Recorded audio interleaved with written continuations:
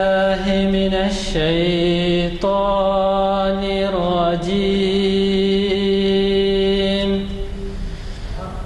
بسم الله الرحمن الرحيم.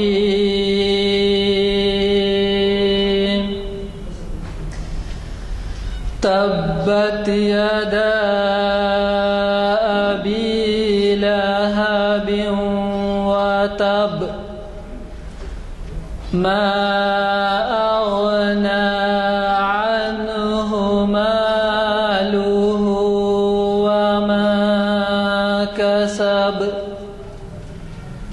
سيصلى نارا ذات لهب وامرأته حمالة الحطب في جيدها حبل من مسد.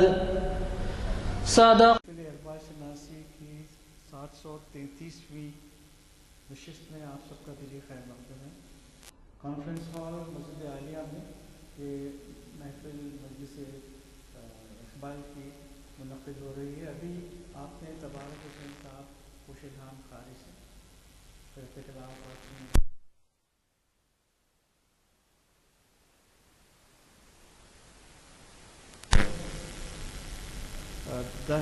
نو محرم الحرام مطابق 1435 ہجری اور 2013 عیسوی محفل منعقد ہو رہی ہے.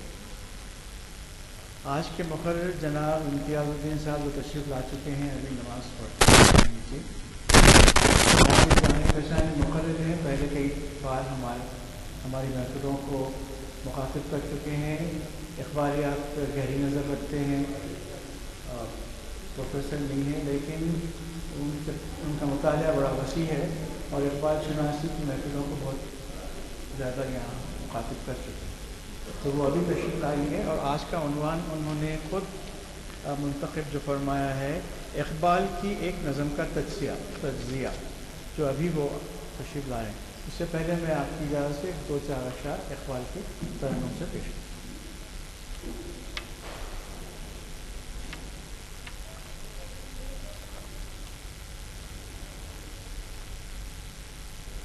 کشادہ دست کرم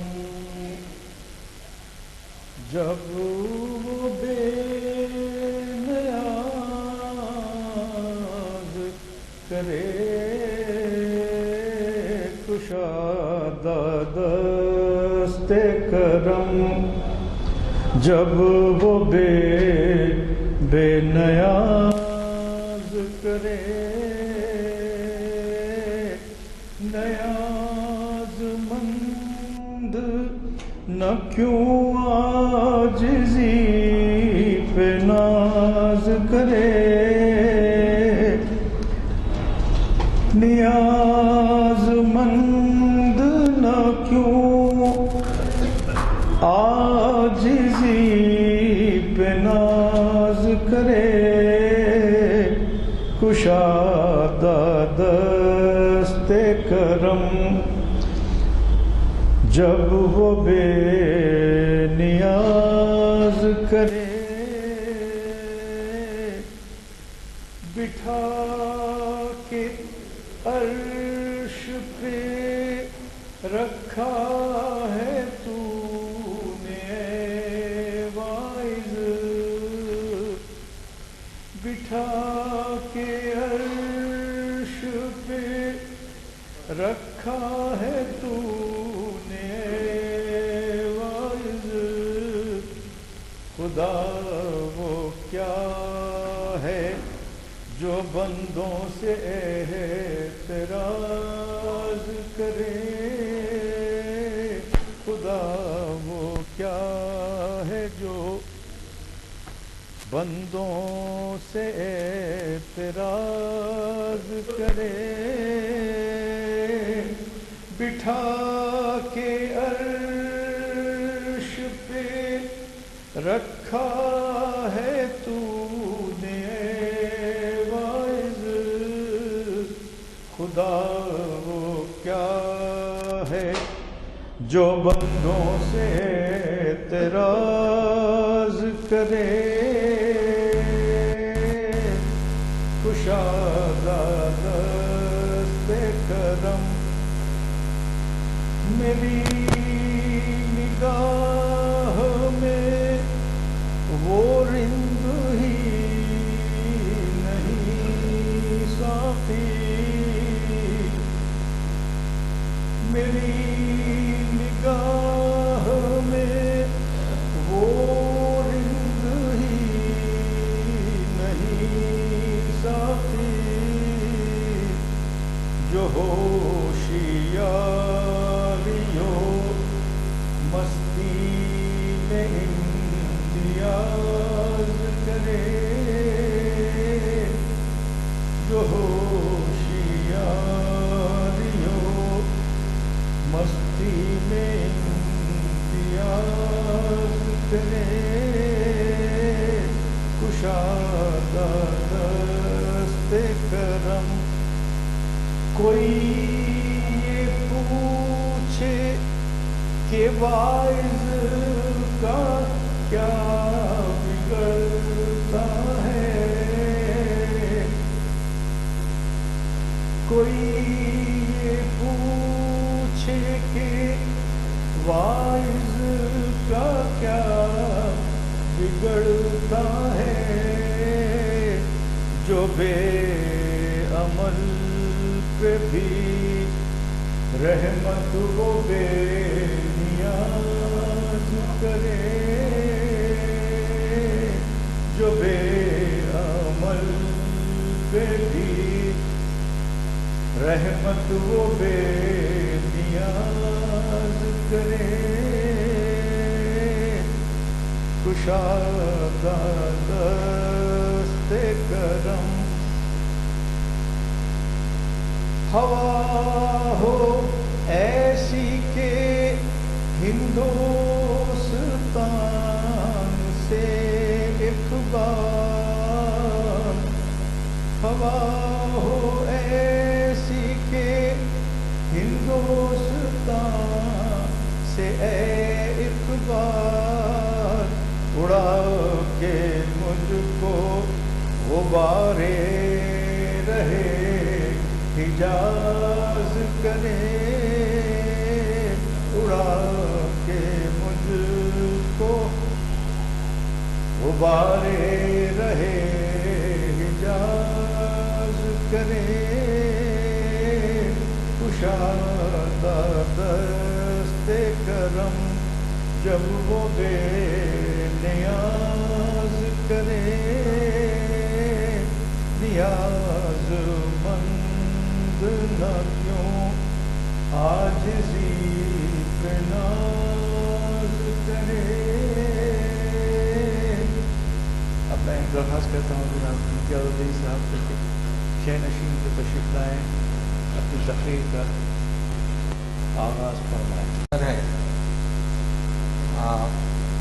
کیونکہ آج محرم کی 8 تاریخ ہے اور پچھلی بار بھی مسٹر مجاز صاحب نے حضرت حسین رضی اللہ تعالیٰ عنہ کے تعلق سے ایک نظم پڑھی تھی، سر شہادت کربلا،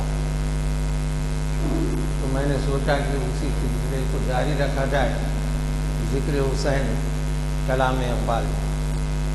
تو بہت ہی عمدہ طریقے سے ہمارے رؤوف صاحب نے اقبال کا کلام سنا دیا ہے، تو میں ایسا کرتا ہوں کہ اقبال کی ایک غزل ہے اس کو میں تحت اللفظ میں پڑھ دیتا ہوں۔ نہیں وہ اب ایک تو یہ کہ میں اس کے لیے تیار بھی نہیں ہوں،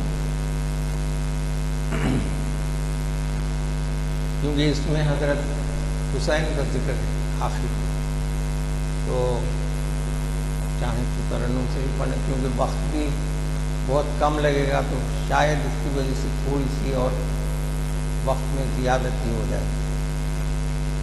ابھی یہ غزل جو انہوں نے پڑھی تھی اس میں حسرت نوانی کی بھی بڑی اچھی غزل ہے، خرد کا نام جنوں پڑ گیا جنوں کا خرد، جو چاہے آپ کا حسن کرشمہ ساز کرے. یہ غزل ہے بال جبریل سے.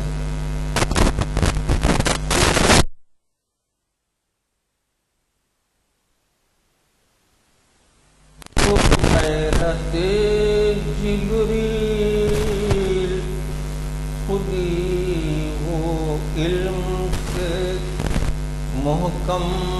تو غیرت جبریل اگر ہو عشق سے محکم تو سور اسرافیل. اگر ہو عشق سے محکم تو سور اسرافیل. عذاب دانش حاضر سے باخبر ہوں میں. عذاب دانش حاضر سے باخبر ہوں میں کہ میں اس آگ میں ڈالا گیا ہوں مثل خلیل. کہ میں اس آگ میں ڈالا گیا ہوں مثل خلیل. فریب خردہ منزل ہے کارواں ورنہ. فریب خردہ منزل ہے کارواں ورنہ. زیادہ راحت منزل سے ہے نشاط رحیل. زیادہ راحت منزل سے ہے نشاط رحیل. نظر نہیں تو میرے حلقہ سخن میں نہ بیٹھ. نظر نہیں تو میرے حلقہ سخن میں نہ بیٹھ. کہ نقطہ ہائے خودی ہیں مثال تیغ اصیل. کہ نقطہ ہائے خودی ہیں مثال تیغ اصیل. مجھے وہ درس فرنگ آج یاد آتے ہیں. مجھے وہ درس فرنگ آج یاد آتے ہیں. کہاں حضور کی لذت کہاں حجاب دلیل. کہاں حضور کی لذت. اندھیری شب ہے جدا اپنے قافلے سے ہے تو. اندھیری شب ہے جدا اپنے قافلے سے ہے تو. تیرے لیے ہے میرا شعلہ نوا قندیل. تیرے لیے ہے غریب و سادہ و رنگین ہے داستان حرم. غریب و سادہ و رنگین ہے داستان حرم. نہایت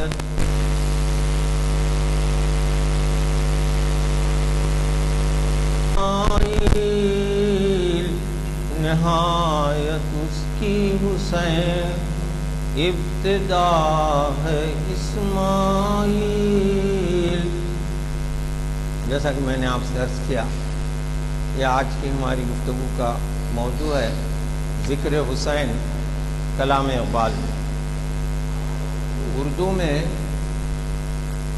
یقیناً حضرت امام حسین کا ذکر اقبال کی شاعری میں ملتا ہے، لیکن فارسی میں زیادہ ہے۔ ویسے تو اقبال کو تمام صحابہ کرام سے یکساں عقیدت تھی، یعنی سب سے پہلے تو حضور صلی اللہ علیہ وسلم سے بحیثیت مسلمان وہ فدا تھے، اور احادیث شریفہ کا مطالعہ، قرآن شریف کے مطالعے کی وجہ سے ان کی جو شاعری ہے اس میں ایک بات پیدا ہوئی جو کسی اور شاعر کے پاس نہیں ملی، کیونکہ یہ جو ندرت تھی، یہ جو فہم و فراست تھی، وہ براہ راست قرآن شریف کی تلاوت سے اور اس کی فہم سے ان کی شاعری میں پیدا ہوئی تھی۔ صحابہ کرام میں حضرت صدیق کا ذکر بار بار ہے، اور لیکن سب سے زیادہ ذکر جو ہے وہ اقبال کے کلام میں اور بالخصوص فارسی کلام میں حضرت کا ذکر ہے، حضرت علی رضی اللہ تعالیٰ عنہ، حضرت فاطمہ رضی اللہ تعالیٰ عنہ، اور حضرت امام حسن اور امام حسین رضی اللہ عنہ کا ذکر ان کے کلام میں بہت زیادہ موجود ہے۔ تو اردو میں جہاں تک میری ناقص نظر گئی ہے یا جلدی میں نے دیکھا تو 3 جگہ خاص طور پر حضرت امام حسین کا ذکر ہے۔ تو اس غزل میں غریب و سادہ و رنگین داستان حرم، نہایت اس کی حسین ابتدا ہے اسماعیل۔ نہایت کے معنی ہے انتہا، نہایت کے معنی ہے انتہا۔ تو جو داستان حرم جو ہے، حرم سے مراد یہاں پر اسلام کا سمبل اسلام لیا گیا ہے، کہ جو اسلام کی پوری تاریخ ہے اور جو مختلف لوگوں کے شہادتوں سے اور ان کی کارنامے نمایاں سے رنگین ہے، اس کا ذکر اقبال کرتے ہیں کہ وہ داستان حرم جو ہے وہ عجیب و غریب بھی ہے، سادہ بھی ہے اور رنگین بھی۔ تو اس کی جو انتہا ہے وہ حضرت امام حسین رضی اللہ تعالیٰ عنہ، اور اس کی ابتدا جو ہے وہ ایک لحاظ سے وہ بتاتے ہیں قربانیوں کی ابتدا حضرت اسماعیل رضی اللہ تعالیٰ علیہ السلام سے،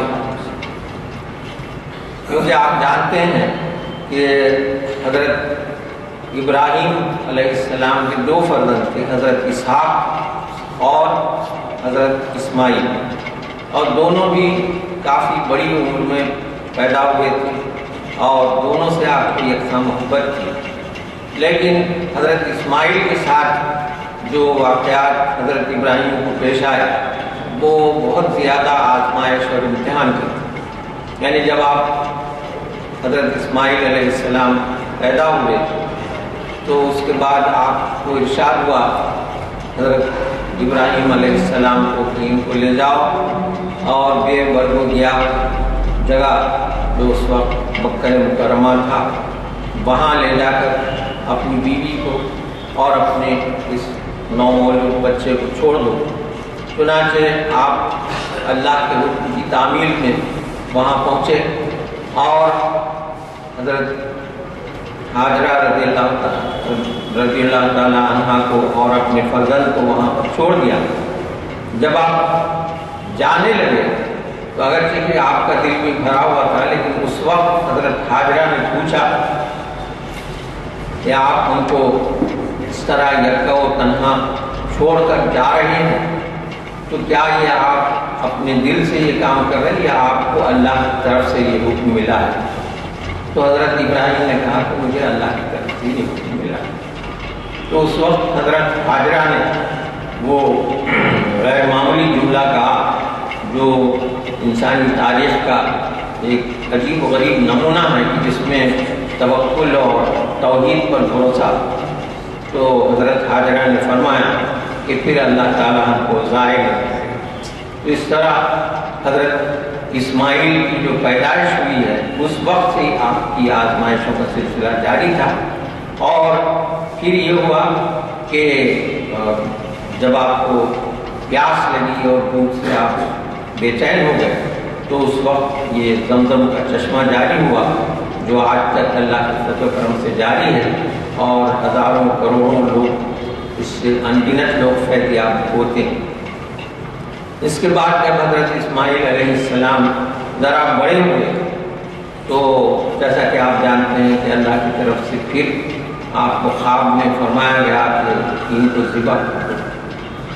پہلے دن کا خواب، دوسرے دن کا خواب، تیسری مرتبہ آپ نے اپنے فرزند سے کہہ دیا کہ دیکھو مجھے ایسا خواب اللہ کی طرف سے آیا ہے۔ تو انبیاء کے خواب بالکل سچے ہوتے ہیں، وہ انسانوں کے خواب نہیں ہیں کہ ان کی تعبیریں نکالی جائیں جو کبھی سچ بھی ہوں کبھی نہ بھی ہوں، لیکن انبیاء کے خواب جو ہے وہ بالکل سچ ہوتے ہیں۔ جیسے حضور صلی اللہ علیہ وسلم کو ابتدا میں خواب کے ذریعے سے ہی معلوم ہوتا تھا، اس لیے خوابوں کو جو آپ کے ہیں نبوت کا 46واں حصہ فرمایا ہے، کیونکہ آپ کا جو نبوت کا عرصہ ہے نہیں، جب آپ ارشاد تبلیغ کا جو حصہ ہے وہ 23 سال ہے، تو 23 سال کیا یعنی اگر آپ اس کے 2 حصے کیے جائیں تو 46 ہوئے، تو 46واں حصہ نبوت جو حضور صلی اللہ علیہ وسلم کو خواب میں ارشادات میں تھے۔ تو ابراہیم علیہ السلام کو بھی ارشاد ہوا کہ تم اپنے بیٹے کو ذبح کرو، تو آپ سے اسماعیل علیہ السلام نے کہا کہ آپ کو اللہ کا جو حکم ہوا ہے وہ آپ کر گزریے، آپ مجھے صابر و شاکر پائیں۔ چنانچہ اس کا ذکر قرآن شریف میں موجود ہے سورہ صافات۔ تو اس طرح سے گویا، اور پھر اس کے بعد جب کعبۃ اللہ کی تعمیر ہوئی تو حضرت اسماعیل اور اس کے بعد معجزاتی طور پر اللہ تعالیٰ نے آپ کو بچا لیا، یعنی قربانی دینے کو تو آپ تیار تھے لیکن اللہ تعالیٰ نے آپ کو بچا لیا، جس کی یاد میں ہم بقرعید مناتے ہیں۔ اس کے بعد خانہ کعبہ کی تعمیر کا جو ہوا تو اس میں دونوں حضرت ابراہیم اور حضرت اسماعیل مل کر اس کی دیواریں اٹھاتے تھے اور کہتے جاتے تھے کہ ربنا تقبل منا انک انت السمیع العلیم۔ اور یہ ہمارے لیے بڑی فضیلت کی بات ہے کہ حضرت اسحاق کی اولاد میں تو کئی نبی ہوئے، اور جو لوگ بنی اسرائیل کہلائے جو حضرت یعقوب علیہ السلام کا نام تھا، لیکن بنی اسماعیل میں جس کی دعا حضرت ابراہیم علیہ السلام نے اسی وقت مانگی تھی کہ میری نسل میں ایسے سرور کائنات حضرت صلی اللہ علیہ وسلم کی ولادت، اور اس اعتبار سے بنی اسماعیل میں حضرت حسین علیہ السلام بھی موجود ہیں کیونکہ آپ اہل بیت سے ہیں۔ تو یہاں اقبال یہ کہتے ہیں کہ جو داستان حرم ہے، حرم مکہ جس کی تعمیر اسماعیل علیہ السلام کے ہاتھوں سے ہوئی، اور جس کی حفاظت اور جس دین ابراہیمی کی کا تحفظ مقصود ہے، وہ اگر اس کی ابتدا اسماعیل علیہ السلام سے ہوئی تو اس کی انتہا جو ہے وہ حضرت امام حسین رضی اللہ تعالیٰ عنہ کی ذات گرامی سے ہوئی، کہ آپ نے خلافت اور ملوکیت کا جو جھگڑا پیدا ہو گیا تھا اس میں آپ نے کبھی دریغ نہیں کیا اور اپنا نعرہ حق بلند کیا، اور محض کوئی اقتدار کے لیے نہیں بلکہ ایک اصول کی خاطر آپ تشریف لے گئے، ورنہ اگر لڑنے کے لیے جانا ہوتا تو اپنے اہل خاندان کو کیوں لے جاتے، کسی فوج کے ساتھ جاتے، اپنے مختصر سے قافلے کے ساتھ آپ گئے، اور گویا آپ نے اپنی قربانی دے کر وہ یعنی اس داستان حرم کو رنگین بنا دیا اپنے خون سے، اور اس کو اور زیادہ گویا اسلام کو مستحکم کر دیا، جیسے کہا جاتا ہے کہ اسلام زندہ ہوتا ہے ہر کربلا کے بعد۔ دوسری جگہ جو حضرت امام حسین رضی اللہ تعالیٰ عنہ کا ذکر ہے وہ ہے اقبال کی نظم ذوق و شوق۔ اس نظم میں بھی جو صبر کی انتہا اور عشق الہی کی انتہا کی مثال کے طور پر اقبال نے حضرت امام حسین کا ذکر کیا ہے حضرت ابراہیم کے ساتھ۔ وہ یہ کہتے ہیں کہ اقبال یہ کہتے ہیں کہ بھئی دنیا میرے لیے زہر بنی ہوئی ہے، اور میں کس طرح برداشت کر رہا ہوں کہ کفر و شرک ہے اور مختلف سازشیں ہیں، کس سے کہوں کہ زہر ہے میرے لیے مئے حیات، کوہنا ہے بزم کائنات، تازہ ہیں میرے واردات۔ اس کے بعد یہ کہتے ہیں کہ کیا وجہ ہے کہ مسلمان اتنے پسماندہ ہیں، ان کے اندر وہ جوش وہ ولولہ کیوں نہیں ہے جو پہلے ہمارے اکابر میں تھا؟ کیا نہیں اور غزنوی کارگہ حیات میں بیٹھے ہیں کب سے منتظر اہل حرم کے سومنات، ذکر عرب کے سوز میں فکر عجم کے ساز میں نئے عربی مشاہدات نئے عجمی تخیلات، یعنی وہ بات جو پہلے تھی اب باقی نہیں ہے۔ اس کے بعد پھر اقبال یاد کرتے ہیں کہ قافلہ حجاز میں ایک حسین بھی ہے، یعنی ویسی توحید کے لیے حق کے لیے قربانی دینے والی شخصیت ہستی حضرت امام حسین کی ہے، اور وہ جو ہے قافلہ حجاز میں ایک حسین بھی نہیں، گرچہ ہے تابدار ابھی گیسوئے دجلہ و فرات، یعنی فرات کے کنارے یہ جنگ لڑی گئی تھی کربلا کی۔ عقل و دل و نگاہ کا مرشد اولی ہے عشق، عشق نہ ہو تو شرودی بتکدہ تصورات، اور عشق جو ہے یہاں پر عشق الہی مراد ہے، صدق خلیل بھی ہے عشق، یعنی حضرت ابراہیم علیہ السلام کی جو سچائی اور صداقت ہے اور جن کو خلیل اللہ کہا گیا، صدق خلیل بھی ہے عشق، صبر حسین بھی ہے عشق، یعنی حضرت امام حسین کے صبر کو خراج پیش کرتے ہوئے کہتے ہیں کہ یہ محض عشق الہی ہے، کوئی ذاتی مفاد اس میں پوشیدہ نہیں ہے، معرکہ وجود میں بدر و حنین بھی ہے عشق۔ تو یہ اردو شاعری میں ایک اور ان کی نظم ہے فقر، یہ بھی بال جبریل میں ہے۔ تو فقر کی تعریف وہ اقبال کرتے ہیں، ایک تو فقر وہ ہے جو فقیری ناداری مفلسی ہے، اور دوسرا فقر وہ ہے جو خود اختیار کردہ، جو انبیاء علیہ السلام کی شان ہوتی ہے، اولیاء علیہ السلام اولیاء کرام کی شان ہوتی ہے کہ وہ فقر کو اختیار کرتے ہیں، یعنی حضور صلی اللہ علیہ وسلم کے آگے دنیا کی دولت بھی پیش کی گئی لیکن آپ نے اس کو ٹکرا دیا، اور کئی مرتبہ ایسا ہوتا تھا کہ کئی دن تک بیت نبوت میں چولہا نہیں جلتا، اور حالانکہ آپ شہ دو جہاں تھے لیکن کھجوروں پر گزارا ہوتا تھا اور آپ مقروض بھی رہتے تھے۔ تو یہ جو فقر تھا یہ خود اختیاری فقر، یعنی یہ کوئی ایسا نہیں تھا کہ آدمی غریب ہو اور نادار ہو، بلکہ آپ جو چاہتے آپ کو مل سکتا تھا لیکن آپ نے فقر کو اختیار کیا۔ تو اب مختلف فقر کی مثالیں اقبال دیتے ہیں کہ ایک فقر سکھاتا ہے صیاد کو نخچیری، نخچیری بولتے ہیں شکار کو، نخچیر ہوتا ہے شکار۔ تو کیا ہوتا ہے کہ صیاد جو ہے شکار کرتا ہے، پرندوں کو پکڑتا ہے تاکہ اس کو بیچے اور کچھ کمائے محض اپنی غربت کو دور کرنے کے لیے، اور ایک فقر سے کھلتے ہیں اسرار جہانگیری، اور ایک فقر ایسا ہوتا ہے کہ گویا اس میں بادشاہوں کے راز کیا ہیں، بادشاہت کا راز کیا ہے، سلطنت کیا ہے، یہ راز بھی کھلتا ہے، وہ خود بھی ایک قسم کا فقر ہے۔ ایک فقر سے قوموں میں مسکینی و دلگیری، یعنی بعض قومیں ایسی ہوتی ہیں کہ بالکل ہی گویا یعنی محکوم رہنا پسند کرتی ہیں، ان کے اندر جذبہ حریت نہیں ہوتا، اوپر آنے کی خواہش نہیں ہوتی، وہ بھی ایک طرح کا فقر ہے، یہ بھی پسندیدہ نہیں ہے۔ ایک فقر سی مٹی میں خاصیت اکثیری، یعنی ایک فقر ایسا ہوتا ہے کہ مٹی کو ہاتھ لگاؤ گے تو سونا بن جاتا ہے، یہ فقر قابل تعریف اور قابل تقلید ہے۔ اس کے بعد اقبال مثال دیتے ہیں کہ ایک فقر ہے شبیری، اس فقر میں ہے میری، یعنی جو حضرت امام حسین رضی اللہ تعالیٰ عنہ کا فقر تھا اس میں کیا ہے، سرداری ہے، میری کے معنی سرداری، میرا سے مسلمانی، سرمایہ شبیری، یعنی حضرت امام حسین کی زندگی کی جو تاریخ ہے، جو آپ کی سمانے ہے، وہ مسلمانوں کی میراث ہے، اور مسلمانوں کو چاہیے کہ ویسا فقر اختیار کریں جو حضرت امام حسین رضی اللہ تعالیٰ عنہ کا فقر۔ یہ تو ہوئی اردو شاعری۔ اب ایک چھوٹی سی نظم ہے فارسی کی، اس کو سنانے کے بعد میں اپنی بات ختم کروں۔ تو جیسا کہ میں نے عرض کیا کہ ایک نظم تو پہلے گزشتہ چہارشنبے کو ہو چکی ہے، سر شہادت کربلا. اب یہ نظم جو ہے حضرت فاطمہ الزہرا رضی اللہ تعالی عنہا کی شان میں ہے، اس کے اندر تمام اہل بیت کا ذکر ہے.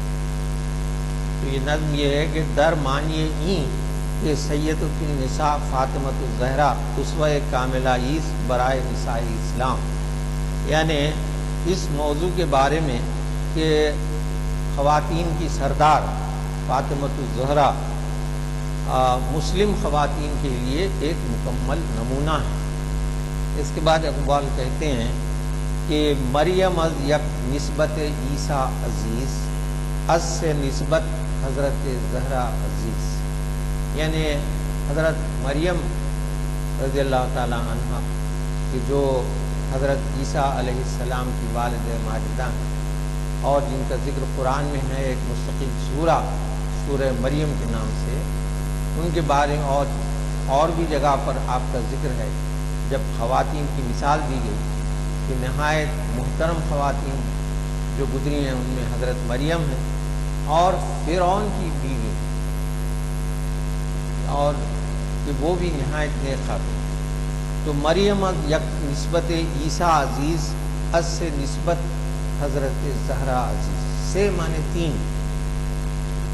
مریم علیہ السلام یا مریم رضی اللہ تعالی عنہا ہم کو اس لیے عزیز ہیں کہ آپ حضرت عیسیٰ علیہ السلام کی والدہ اور نہایت پاک باز خاتون کہ لیکن تین نسبتیں ایسی ہیں جن کی وجہ سے حضرت فاطمہ الزہرا رضی اللہ تعالی عنہا ہم کو عزیز. پہلی بات، نور چشم رحمت للعالمین، امام اولین و آخرین، کہ آپ حضور اکرم صلی اللہ علیہ وسلم کی صاحبزادی ہیں اور سب سے زیادہ چہیتی صاحبزادی ہیں کہ حضور صلی اللہ علیہ وسلم جب کبھی باہر تشریف لے جاتے تو سب سے آخر میں حضرت فاطمہ سے ملتے ہوئے جاتے، اور جب کبھی باہر سے تشریف لاتے تو سب سے پہلے حضرت فاطمہ رضی اللہ تعالی عنہ کے مکان پر تشریف لے جاتے ہیں، ان کے خیر دریافت. لیکن اس کے باوجود بھی یعنی آپ کا تحمل اور آپ کا انصاف ایسا تھا کہ ایک مرتبہ آپ حضرت فاطمہ کے بارے میں جیسے کہ آپ جانتے ہیں کہ حضرت علی کی بھی کوئی خاص آمدنی نہیں تھی اور وہ چکی بھی خود پیستی تھی اور مشکلیں میں پانی بھی خود لاتی تھی، یہاں تک کہ آپ کے کپڑوں پہ نشان پڑ جاتے تھے، آپ کے ہاتھوں پہ گٹھے آ جاتے تھے. ایک مرتبہ کچھ غلام باندی وغیرہ آئے تھے تو حضرت علی نے ان سے کہا کہ آپ حضرت صلی اللہ علیہ وسلم سے عرض کر کے وہاں سے اپنی خدمت کے لیے ایک آدھ باندی لا لیجیے. تو آپ گئیں، اس وقت کچھ اور لوگ بیٹھے ہوئے تھے تو آپ کو جھجک محسوس ہوئی، آپ واپس گھر آ گئے. لیکن حضور صلی اللہ علیہ وسلم نے آپ کو دیکھ لیا، اس لیے آپ خود حضور آپ کے مکان پہ تشریف لائے کہ بات فاطمہ تم آئی تھی، بات کیا تھی؟ تو انہوں نے کہا کہ ایسے کچھ مدد ہو جائے گی اگر آپ ایک باندھی بتاتے ہیں. تو آپ صلی اللہ علیہ وسلم نے اس قبول نہیں کیا، حالانکہ آپ کے لیے کچھ مشکل نہیں تھا. اس کی بجائے آپ نے وہ تسبیح بتائی جو ہم تسبیح فاطمہ کے نام سے پڑھتے ہیں، 33 بار سبحان اللہ، 33 بار الحمدللہ اور 34 بار اللہ اکبر. کہا کہ اس کو اپنی انگلیوں پر پڑھ کر پھونک لو، جس سے تم کو گویا اس کا بدل ہو جائے گا. تو یہ گویا ایسے نہ ایسے باپ ہو سکتے ہیں نہ صاحبزادی. تو کے جہاں در نور چشم رحمت للعالمین امام اولین و آخرین، یعنی آپ امام الانبیاء ہیں اور گویا نبوت آپ پر ختم ہے اور تمام جتنے انبیاء علیہ الصلوۃ والسلام آئے ہیں ان سب پر حضور صلی اللہ علیہ وسلم فضیلت ہے. کے جہاں در پے کرے گیتی دمید روزگار تازہ آئیں آفری. کہ جہاں در پے کرے گیتی دمید، گیتی بولتے ہیں زمین کو. تو اقبال یہ کہتے ہیں کہ وہ ذات گرامی یعنی حضور اکرم صلی اللہ علیہ وسلم ایک ایسی ہستی ہیں جس نے اس دنیا اس کائنات کے جسم میں یعنی کائنات میں ایک نئی روح پھونک دی اور ایک نئے آئین والا زمانہ وجود میں لائے. یعنی آپ صلی اللہ علیہ وسلم کی تعلیمات اور شرع نے دنیا میں ایک عظیم تعمیری انقلاب پیدا کر دیا۔ آنکھ جہاں در پے کرے گیتی دمید، یہ گیتی کے پیکر میں، زمین کے پیکر میں گویا آپ نے ایک نئی روح پھونک دی اور ایک نیا قانون آپ نے دنیا کو بتایا جو رہتی دنیا تک ہر ایک کے لیے سلامتی اور ہدایت کا موجب ہوگا۔ بانوئے آن تاجدار حل عطا، مرتضی مشکل کشا شیر خدا، یعنی حضرت علی کے بارے میں یہ حضرت علی مرتضی رضی اللہ تعالیٰ عنہ فرماتے ہیں کہ آپ کے لیے مشکل کشا اور شیر خدا کے القاب بھی ہیں۔ بانوئے آن تاجدار حل عطا، سورہ انسان سورہ دہ کی آیت کی طرف اشارہ ہے کہ آپ حضرت علی کی زوجہ محترمہ ہیں اور پادشاہو قلب ایوان او، یک حسامو یک زرہ سامان او، یعنی ایسی تکلیف کی زندگی تھی کہ حضرت فاطمہ حضرت علی کی زوجہ مطہرہ تھیں۔ حضرت علی جو حل عطا کے تاجدار اور مرتضی مشکل کشا شیر خدا کے لقبوں سے ملقب ہیں، اور جو بادشاہ تھے لیکن ان کا سامان کیا تھا؟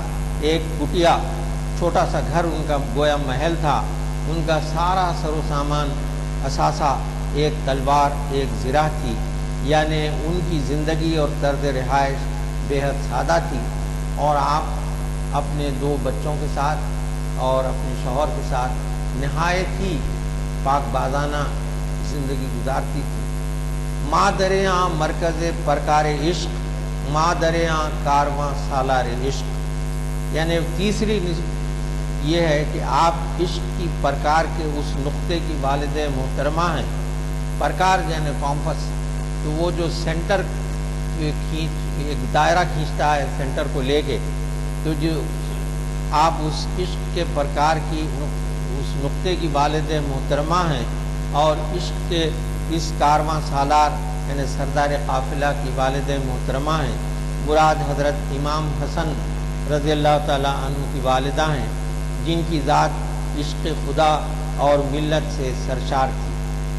وہ تا نشینت آتش پیکاروں کی، پشت پا زد برسر تاج و نگین، یعنی وہ یعنی حضرت امام حسن رضی اللہ تعالیٰ عنہ حرم کے شبستان کی گویا شمع تھے، اور جن کی ذات خیر الامم کے یعنی ملتوں کے اتحاد کی اور یکجہتی کی محافظ تھی، کیونکہ حضرت امام حسین رضی اللہ تعالیٰ عنہ کا مزاج اور حضرت امام حسن رضی اللہ تعالیٰ عنہ کا مزاج جدا گانا، حالانکہ دونوں حق پر تھے، لیکن آپ کے مزاج میں صلح کا مادہ زیادہ تھا، چنانچہ آپ نے حضرت امیر معاویہ وغیرہ سے بھی گویا ایک لحاظ سے نے اپنی فہم و فراست سے اس وقت اس معاملے کو ٹال دیا۔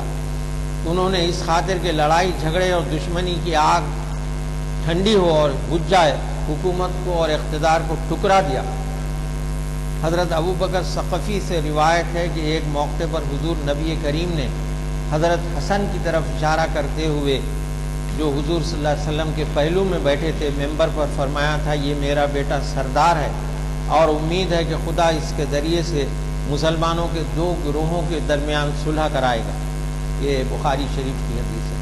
چنانچہ خلافت کے سلسلے میں انہوں نے حضرت معاویہ کے حق میں دستبردار ہو کر لڑائی کو صلح میں بدل دیا۔ وہ خیر ان کا مزاج تھا اور اس وقت کے کیا حالات تھے ہم جانتے نہیں۔ اور دوسری شخصیت جن کی حضرت فاطمہ، وہاں دیگر مولائے ابرار جہاں، قوت بازوئے احرار جہاں، یہ دوسری شخصیت جن کی حضرت فاطمہ والد محترمہ تھیں، وہ ہے یعنی حضرت امام حسین رضی اللہ تعالیٰ عنہ، جو دنیا کے متقی لوگوں کے سردار اور جہان بھر کے آزاد لوگوں کی بازوؤں کی قوت۔ در نوائے زندگی سوزس حسین، در نوائے زندگی سوزس حسین، اہل حق حریت آموزس حسین، یعنی زندگی کی جو آواز ہے اس کا سوز جو ہے وہ حضرت حسین، زندگی کے نغمے میں سوز حضرت امام حسین رضی اللہ تعالیٰ عنہ کی بدولت ہے۔ اہل حق نے حریت امام حسین سے سیکھی۔ حریت بولتے ہیں آزادی، یعنی جو جذبہ آزادی انسانیت کو ملا ہے اس کے گویا انسانیت نے سیکھا اگر ہے تو وہ حضرت امام حسین رضی اللہ تعالیٰ عنہ سے، یعنی انہوں نے جان قربان کر دی لیکن ظالم یزید کے آگے سر تسلیم خم نہیں کیا۔ بقول شاعر کہ سر داد نہ داد دست در دست یزید، حقا کے بنا لا الہ حسین۔ سیرت فرزند ہا از امہات، جوہر صدق و صفا از امہات۔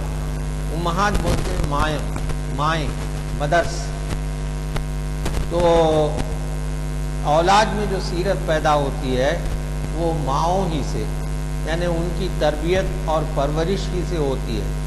صدق اور صفا کا کمال بھی ماؤں ہی سے حاصل ہوتا ہے۔ جیسے انگریزی کا مشہور محاورہ ہے the hand that rocks the cradle rules the world، کہ جو ماں جھولا جھلاتی ہے بچے کو تو یہ جو اس کا ہاتھ ہے وہ بچے کو جھولا نہیں جھلاتی بلکہ ایک دنیا کی سلطنت پر حکمرانی کرتی ہے، کیونکہ اس کی تربیت اس کی پرورش سے بچہ آگے بڑا ہو کر اسے جو بھی بنتا ہے تو وہ ماں کی تربیت کو بہت بڑا دخل ہے۔ سیرت فرزند ہا یعنی بیٹوں، فرزند ہا از امہات، جوہر صدق و صفا از امہات۔ مزرع تسلیم را حاصل بطول بھی حضرت فاطمہ رضی اللہ تعالی عنہا کا نام۔ مزرع تسلیم را حاصل بطول، ماں درا را اسوہ کامل بطول۔ یہ تو بہت آسان ہے کہ ماؤں کے لیے جو نمونہ ہے وہ حضرت فاطمہ کی ذات بابرکات ہے کہ تسلیم کی کھیتی کا حاصل حضرت فاطمہ بطول ہے کہ آپ نے اپنی زندگی اس طرح گزاری کہ جو بھی اللہ کی طرف سے مقدر ہوا تو اس کو ہنس کے کھیل کے قبول کر لیا۔ تسلیم کی کھیتی کا حاصل حضرت فاطمہ بطول ہیں۔ بطول یعنی حضرت فاطمہ رضی اللہ تعالی عنہا ماؤں کے لیے ایک مکمل نمونہ ہے، یعنی جس طرح انہوں نے تسلیم و رضا کی زندگی بسر کی وہ ایک اعلیٰ نمونہ ہے جسے اپنا کر مائیں اپنی اور شوہر اور اولاد کی زندگی سنوار سکتی ہیں اور اس طرح ملت کے لیے عظمت اور سربلندی کا سامان پیدا کر سکتی ہیں۔ مزرع تسلیم را حاصل بطول، ماں درا را اسوہ کامل بطول۔ بہر محتاج دلشاں گونہ سوخت، یا با یہود چادر خود را فروخت۔ یعنی اس زمانے میں یہودیوں سے کاروبار ہوتے تھے کیونکہ پیسہ ان کے پاس تھا، تو ایک محتاج کی خاطر بہر محتاج دلشاں گونہ سوخت، دلش مانے ان کا دل، ایک محتاج کی خاطر حضرت فاطمہ کا دل کچھ اس حد تک جلا، یعنی ان کو بے حد دکھ پہنچا کہ انہوں نے اپنی چادر ایک یہودی کے پاس بیچ دی تاکہ وہ پیسے اس محتاج کو دے دے۔ مزرع تسلیم را حاصل بطول، بہر محتاج دلشاں گونہ سوخت، یعنی اتنا جل گیا کہ با یہود چادر خود را فروخت، نوریو ہم آتشی فرما برش، گم رضائش در رضائے شوہرش۔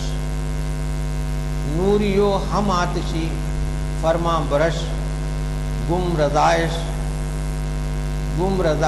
در رضائے شوہرش، یعنی ان کے شوہر کی جو مرضی رہتی تھی آپ اس پر راضی برضا رہتی تھیں کہ فرشتے اور جن اور پری سب حضرت فاطمہ کے حکم بردار ہیں، ان کی رضا اپنے شوہر یعنی حضرت علی رضی اللہ تعالی عنہ کی رضا پر قربان تھی، یعنی شوہر کے معاملے میں وہ سراپا تسلیم و رضا تھی۔ یہ بہت بڑی خوبی۔ تو اس طرح حضرت امام حسین رضی اللہ تعالی عنہ کا کچھ ذکر جو علامہ اقبال کے کلام میں ہے، میں نے سوچا کہ آج کی تاریخ کے اعتبار سے یہی موضوع بہتر رہے گا۔ اور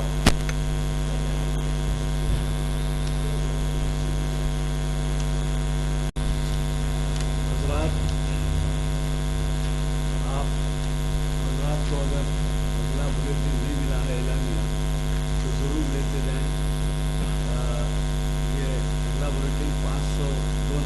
ہے اور 15 نومبر کا 20 نومبر کے لیے ہے۔ جیسے کہ آپ واقف ہیں، آج ہمارے درمیان سید امتیاز الدین صاحب اسکالر اقبالیات موجود ہیں، اور انہوں نے ہمیں بہت ایسے موضوع کا مخاطب کیا جو ظاہر ہے کہ ہمارے محرم کے اہم اس کی بھی چندہ ضرورت تھی، جیسے پہلے ہی رؤف صاحب نے ذکر کر دیا کہ سید امتیاز الدین صاحب ہمارے یہاں ایک زمانے سے خطاب کرتے آئے ہیں، اور آپ نے محسوس کیا ہوگا کہ ہمارے مقررین کس قدر تیاری کے ساتھ یہاں آتے ہیں۔ یہ اگلا جو بلیٹن ہے 502 نمبر کا، ہفتے کے دن بعد اثر اسی مقام پر مسلمانوں کی مغرب سے 3 منبھیڑیں، اس پہ ڈاکٹر سید حبیب اشرف صاحب مخاطب کر رہے ہیں، جو ہمارے یہاں اس سے پہلے بھی خطاب کر چکے ہیں، اور یہ امریکہ جاتے آتے رہتے ہیں۔ انہوں نے کچھ ہی عنوان کیا ہے، ابھی حال ہی میں وہ امریکہ سے تشریف لائے ہیں۔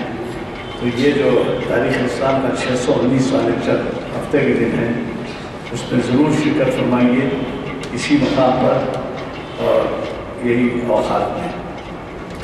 اس کے بعد ایک اور 18 نومبر کو پیر کے دن ایک خطاب ہے، حرمت مسلم شریعت کی روشنی میں۔ یہ مخاطب کر رہے ہیں آپ کے جانے پہچانے مقرر ڈاکٹر متین الدین خاطری، یہ بھی اسکالر ہیں اور شریعت انفارمیشن سروس کی 513ویں نشست کو مخاطب کر رہے ہیں۔ اس کے بعد ایک 19 نومبر کو تو حضرت صادق درس تجوید و قراءت کلام پاک حافظ قاری نصیر الدین صاحب کا ہوگا مرکزی ہال میں۔ یہ درس تجوید و قراءت کلام پاک کی 302ویں نشست ہوگی۔ چہارشنبے کے دن یعنی اگلے چہارشنبے کو 20 نومبر ہے، اور حقیقت ابدی ہے مقام شبیر۔ یہ جو ہے آپ ہی کے جانے پہچانے مقرر اور جنہوں نے بہت سے خطابوں سے سرفراز کیا ہے، محمد ضیاء الدین نیت صاحب مخاطب کریں گے کانفرنس ہال میں محفل اقبال شناسی کی 734ویں نشست اسی مقام پر، اور وہی بعد نماز عصر۔ مجھے کبھی توقع ہے کہ آپ اپنا تعاون جاری رکھیں گے، اور ان ایام میں جن میں کہ ہمیں بہت زیادہ سے زیادہ عبادت میں وقت گزارنا ہے، اس کا خیال رکھیں گے کہ احترام عبادت کے علاوہ اس محفل میں شریک ہے، کیونکہ اس محفل کا درجہ عبادت کے برابر ہے۔ جن اصحاب کو یہ پرچے چاہیے، ہماری زبان کے پرچے آئے ہیں تازہ، بعض حضرات کو تو گھر پہ آتے ہیں، جن کو نہیں آتے وہ دے سکتے ہیں، تو کسی معاوضے کے بغیر